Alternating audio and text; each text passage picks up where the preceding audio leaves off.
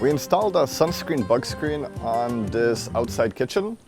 The purpose was to stop the sun from coming in the afternoon. Because we're facing west, after lunchtime, it's very hard to sit inside the summer kitchen. With the screen down, you will still have plenty of airflow, but it will stop a lot of the sun. Taking a look from the inside, you can see that there's still a lot of light coming through, and you can still get a bit of a breeze. The sunscreen doubles as a bug screen, so inside the bugs cannot get in. If you want a similar product installed, then we can help you install a bug screen for you.